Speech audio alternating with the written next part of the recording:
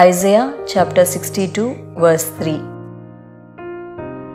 You will be a crown of splendor in the Lord's hand, a royal diadem in the hand of your God. Amen.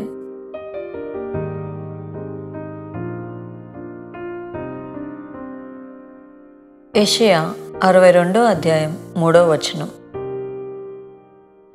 నీవు యెహోవా చేతిలో భూషణ కిరీటముగాను నీ దేవుని చేతిలో రాజకీయ మకుటముగాను ఉందువు. Amen. Request to SusanDesi@gmail.com.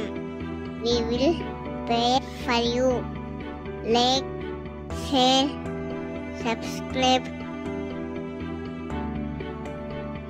God bless you.